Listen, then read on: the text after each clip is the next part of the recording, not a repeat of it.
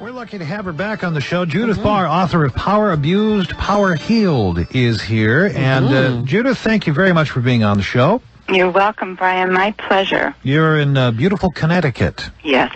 So, and it's as cold there here as it is there. Oh, my gosh. Yeah, we've heard about that awful cold weather up there in the Northeast. Frosty cold. We got a little bit of an Arctic chill running through here. Well, listen, Judith, you say that you have a fresh approach to choosing our leaders, our employees, our clergy people. What criteria do you feel most important when choosing important people for important positions in our lives?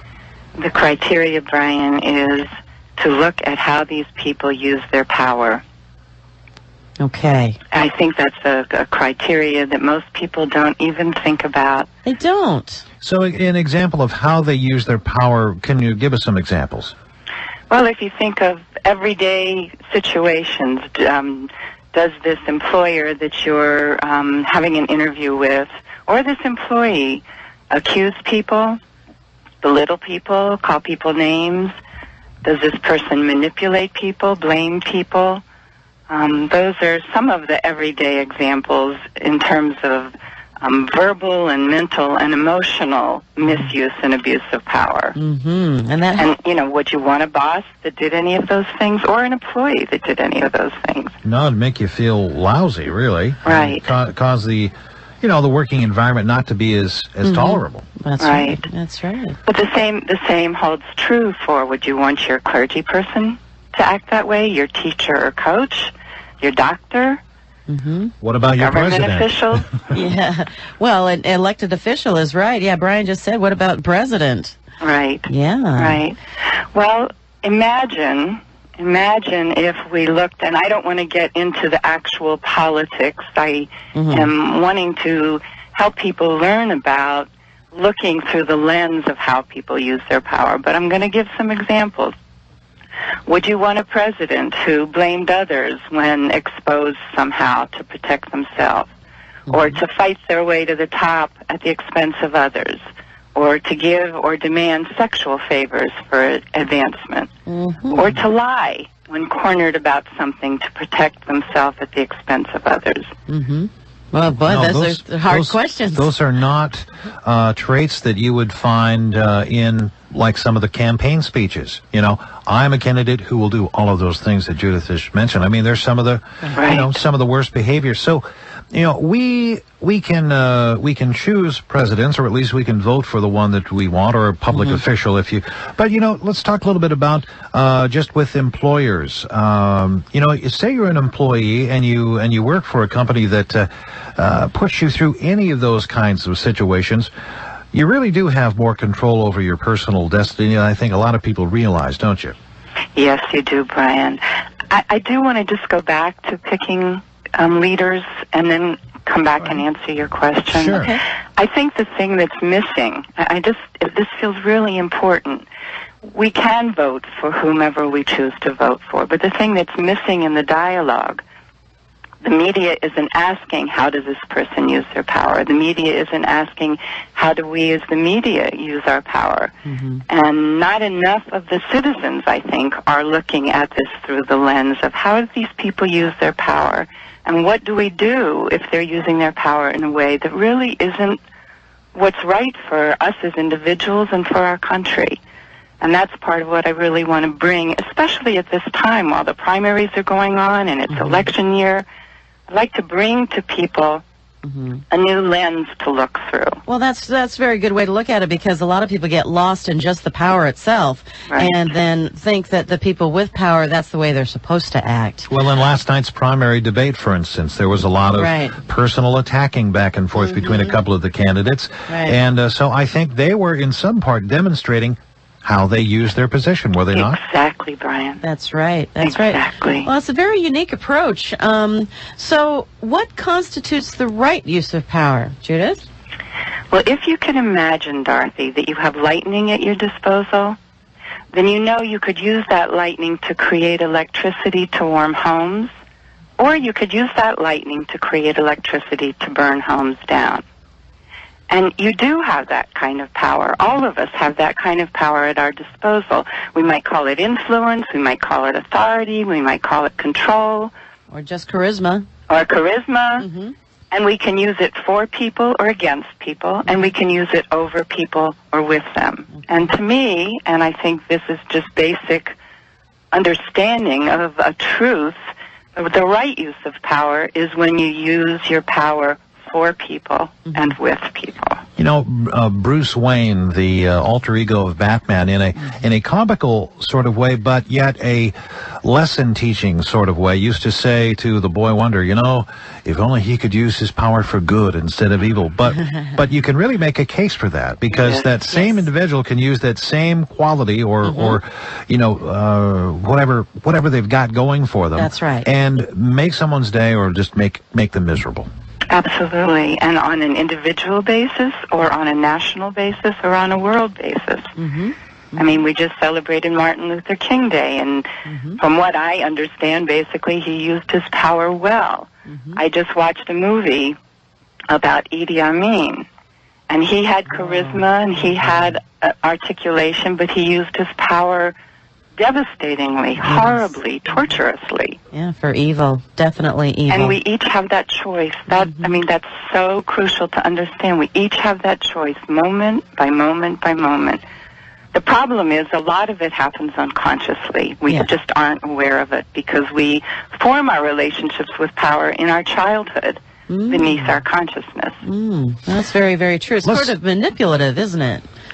What do you mean? Well, if you have a, you have this power, and I'm talking about maybe a young child who has some power over their parents, that they sort of manipulate them to get what they want. But then that kind of carries over to how you are in your adult life as well. I wasn't looking at it through that angle, and I'll come back to talk about what I was looking at. Okay. But it's not really healthy if a child has power over the parent. No, it's not. But it happens all the time. But the task there is, Dorothy, for the parents to do their work with their relationship with power.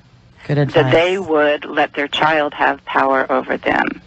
Very good. It's really the parents' responsibility to do their work and then to correct that situation, because what I have found in my work with people is if you were a child who had the power over your parents, it might have looked like you were happy with it, but you are a terrified little person. That's right. Because there's no support system there. You feel almost an abandonment in some sense. Wouldn't that be true? Yes, you feel abandoned.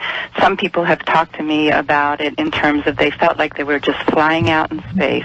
Wow. Well, that's amazing. How do you, so help us see this through your lens, as you say, and ensure that we use our power wisely.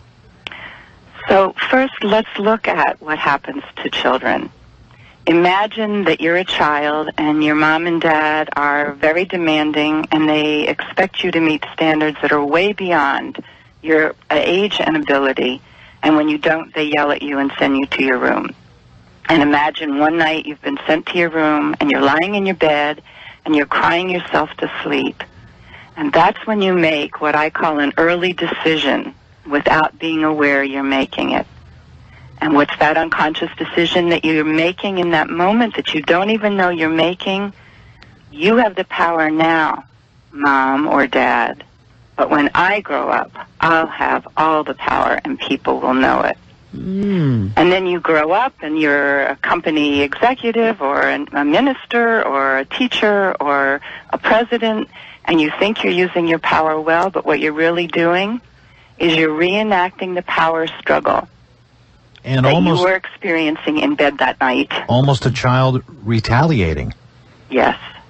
Okay. Yeah. And not even knowing it. That's what's important. That's why when you talked about the child manipulating, Dorothy, I thought it important to say I look at it through a different lens, because of that child's not aware that he or she has made a life decision that's going to drive the life ahead of them.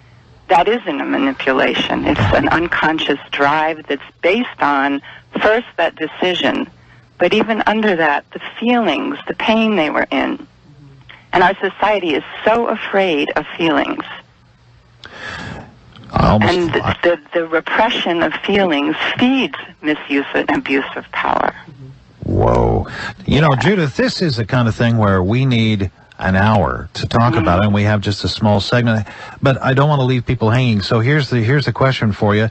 How can people find out more about your research on this? I suppose by picking up a copy of Power Abused, Power Healed.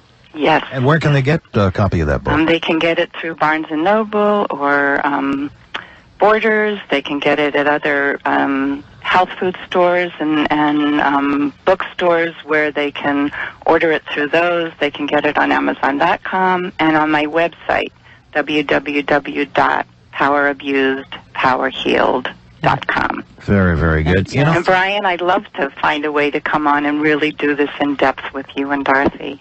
This would be fascinating. I think it's one of those kinds of topics that could, you could have an entire show or maybe kind of a special segment. We might do that one of these times because occasionally we'll get a guest where, you realize this is too deep for a 6-minute segment. But real quick, I also think, though, that the thing that fascinates me about what you're talking about is you think, or a listener could be thinking in terms of, do I see myself in that powerless role? Do I see myself as someone who needs to find out how to deal with people that have power over me? But I think it can also be a lesson for people who are perceived as abusers of power. And if they're open to to that kind of self-analysis, that could be a very beneficial thing for a person in that situation as well. Absolutely, Brian. And I've had people say to me, thank you so much. I realized by reading this chapter in Power Abused, Power Healed, that there's a place in me where I abuse my power.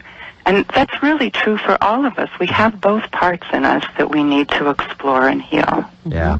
I just wish that when I was sent to my room, we had video games back then. Because, man, I would have acted up a lot more often. Yeah, I would have too. Anyway, well, on that note, Judith Barr, thank you very much. Again, the book is Power Abused, Power Healed, and you can get it on the web at powerabusedpowerhealed.com. Thank you very much. Thank you, Brian and Dorothy. All right, 8:22 here on the morning show at Talk 980 KUSA. Brian Levitin has some news coming up here at the bottom of the hour at 8:36. CNN coming up at 8:30 as well. And I don't know about you, Dorothy, but